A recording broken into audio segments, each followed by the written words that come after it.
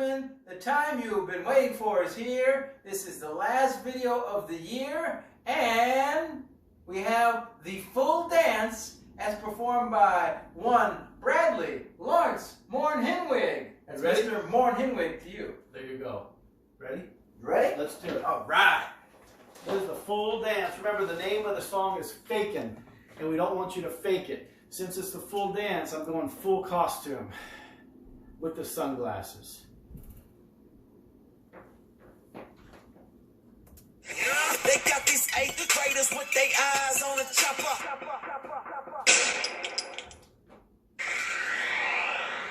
He was all juiced up, thought he was Tupac. Till them boys caught him, hit him with them 2 shots.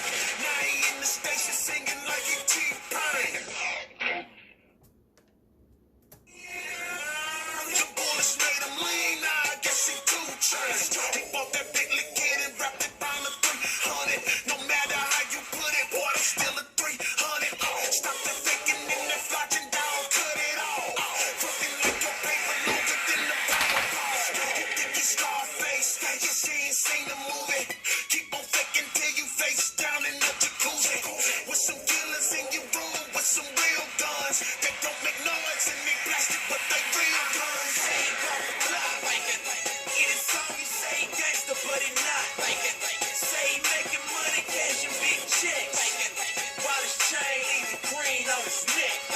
I'm not impressed. So I guess that make you, that make you a faker.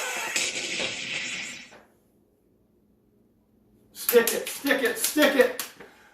Woo! All right, great job. All right, now, guys, you've seen Mr. M shake it. We hope to see you shake it. First and foremost, hopefully you got the dance down. Go back and watch part 1, 2, 3, and 4, and then you can get together and do your own performance. All right, now here is the key.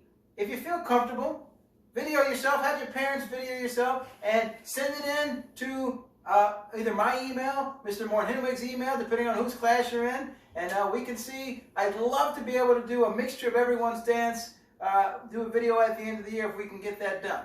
But anyway, great job. Once again, the song is Fakin'. We don't want you to fake it through life. We want you to do the best you can to be yourself. Be yourself. Everyone else is always taken. Already taken. Now, here's the story, guys. We've learned all of the muscles, all right, in Mr. Morn-Hinwig's class, in my class, all right? We've done a plethora of exercises to keep you healthy. A friendly reminder, this stuff is not just done because, oh, I got to do it in 7th grade PE or 8th grade PE. One day, you will be out of high school, in college, hopefully.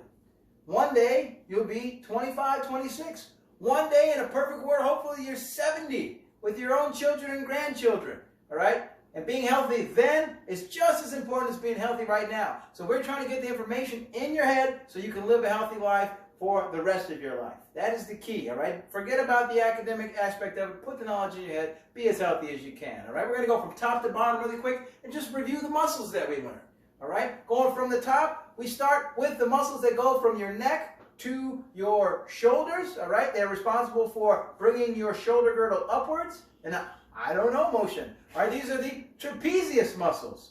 All right, on the end of the trapezius muscles, 3-headed muscle on the shoulder itself, responsible for moving the shoulders about the shoulder ball and socket. They are the deltoid muscles.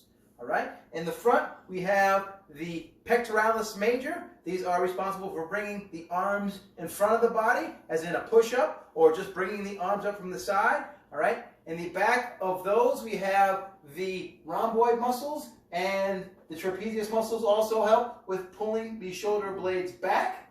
Now we have, in the front, we have our rectus abdominis. They're responsible for not only helping bend our spine forward, but protecting those organs in there, okay? You got rib cage up here. You have no bones underneath that. That is your armor plate to protect the stomach, the liver, the kidney, all those protective organs that are right there. All right? On the side, we have the external obliques. They're responsible for twisting the body. All right? So if you're keeping your hips still and twisting the upper body, that's the external obliques working. All right? When the abs bend us over, the muscle in the back that help us stand up straight are the erector spinae. All right? That is straightening the spine, just what it sounds like, erector spining, right? Then we have the muscle you mostly sit on, the gluteus maximus. Those are responsible for extending the hips, all right, making the hips straight. We have the hip flexors that help bend at the hips. We have the quadriceps. The quadriceps extend the leg at the knee joint. We have the hamstrings. The hamstrings flex the leg at the knee joint. They also help with hip extension. All right? And then last but not least, down here at the bottom, we have the gastrocnemius, aka the calf muscle, which moves the foot about the ankle joint. So, all these muscles are our major muscle groups. There are plenty more muscles, all right, a lot more in there, but we're just giving you the foundation. Some of you guys might say, I don't want to know this ever again, but you'll know it. And some of you guys might be doctors and physicians and physical therapists and say, man, I remember Mr. Shoemaker and Mr. Moore teaching that. And we hope that's the case. But whatever floats your boat. Now you know the major muscle groups from head to toe. So now we're going to talk just real quick about fueling the body. But before we talk about the fuel you put in the body, I'm going to show you one more burpee. We really want to challenge you to continue these burpees. You've been doing 5 or 6, try to move it up to 7 or 8 in the morning, afternoon, and then evening time. Let me show you one last burp. You're going to jump up, down, push up, elbow plank, push up, 10, 1, 2, 3, 4, 5, 6, 7, 8, 9, 10, in, out, in, right, in, left, up. If you need to take a break in between, do that. My challenge, Mr. Shoemaker's challenge, is to try to do 5, 6, or 7 in a row. If you need a little break, take a break. Mr. Shoemaker, let's talk about fueling the body. Absolutely. You know, when I eat, I set some props out here. I'd like to show you too, if you don't mind. When I eat, and all of us, well, not all of us, but most of us, the overwhelming majority, you get a spoon. Something to think about. You're eating a bowl of cereal, bowl of fruit. Take one bite, chew and swallow before you put more food on your spoon. Or you might need a fork. Fork. Yeah, you need a fork. Normal size fork. Chew and swallow before you take another bite. I too like to eat, and when I eat, I have a big appetite. So, the key is, whether you eat like Mr. Moore or eat like myself, it's what you put in your body that is going to make sure you have the proper energy, okay? So, I take my food here, I take a bite. That's an awfully big spoon.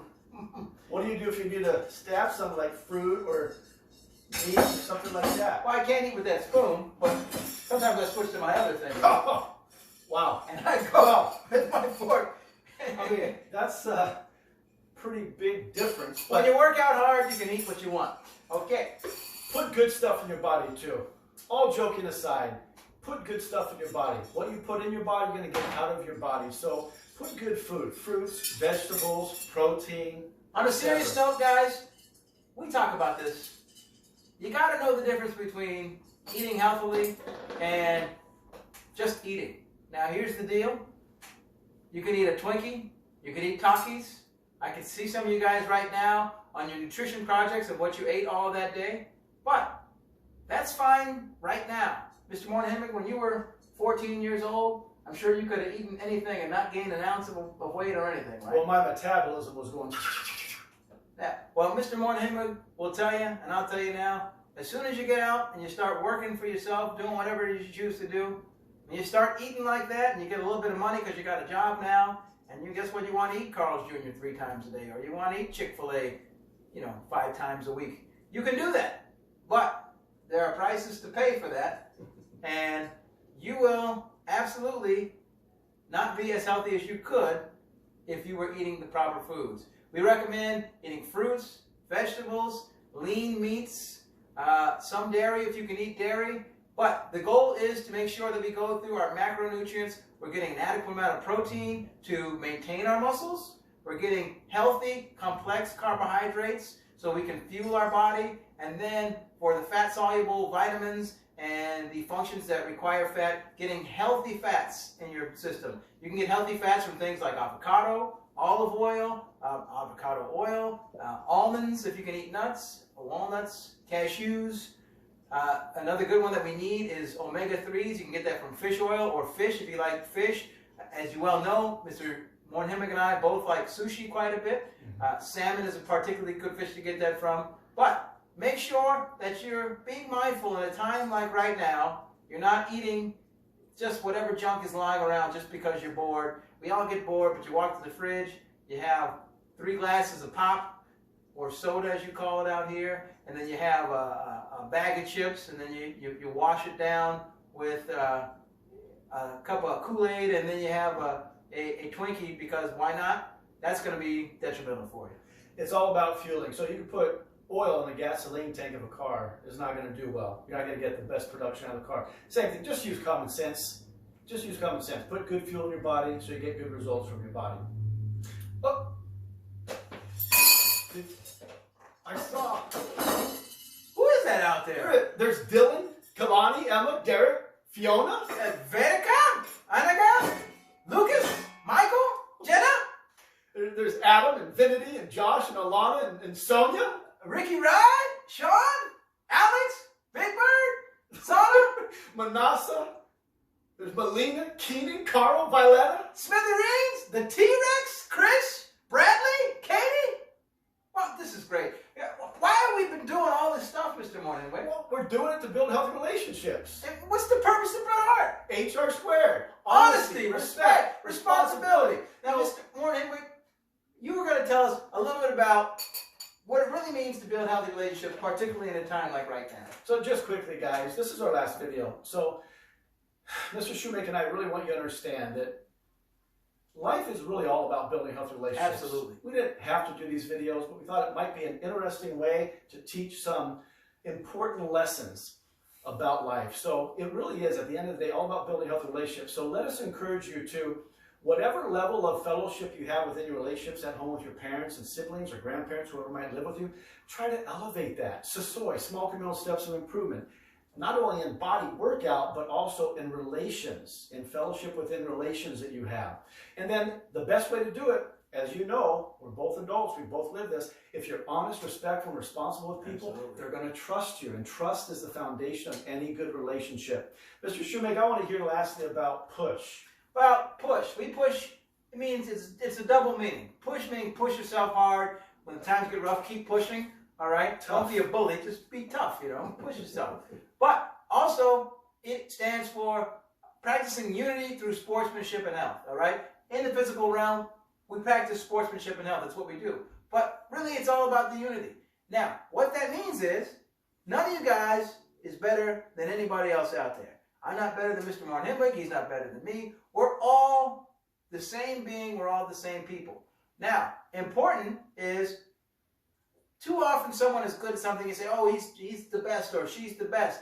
But then, you know, maybe Jimmy is good at soccer, but he's terrible at rugby, which we'll find out. We're going to see out there. The key is, instead of being the person that gloats and says, hey, we're awesome, we're bad, and win and you know, make fun of people or rub it in, just be relationally healthy. You're going to go through, you're going to encourage people that need the encouragement. Help the people that need the help. All right? Because Mr. Mornhemick will tell you, and your parents will probably tell you, people that they knew right now in your age group, in your bracket, you know, they may not have seen, like they knew what they were doing in this area or that area, but when they get to an adult, you're going to find someone and say, man, I need this person's help. Or someone that you know that could be not on your radar.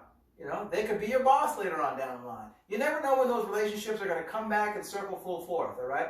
Me and Mr. Mornhemick have been around long enough to see students that were your age come back and say, well, what are you doing nowadays? Well, I'm married, I got 3 kids, you know, and you know, I'm a doctor. Or I manage this department over here at the software company, you know, and we see all that stuff as it comes through. So make sure that you realize that when you're pushing through life, that you're giving people the respect based upon what you are wanting to be, the way you want to be treated, but also what they are deserving of, all right? Meaning, don't just give a false respect because that person is a cool person or this person is not the hip person, so you're going to not give them respect. Give a basic respect out and treat people with respect. And if people treat you with respect, you continue to treat them with respect. Now, that means if they disrespect you, it doesn't mean you be disrespectful to them. Just how to navigate and how to push forward without bringing the negativity into your life. There's a good saying Mr. Mornhemick says about that, where, leave the ball in the other court. All you can do is do your part, and if the person's not being receptive, just say, hey, thanks, and keep moving on, all right? But practice unity through sportsmanship and health. When times get rough, you keep on pushing, all right? We loved having you this year. Hopefully, we'll see some of you guys next year. We know we'll see at least a few of you going throughout life, and we hope everything is going as well as possible as it can. You're going to remember this time for a long, long time. Hopefully, you guys have kids down the line, 40, 50 years from now. You'll be looking at your grandkids saying, man, I remember when I was 13, 14 years old, and the country shut down because we had this COVID-19 thing. So hopefully you get something out of this, and we're definitely going to miss you. Keep on pushing. Push on 3. 1, 2, 3. Push!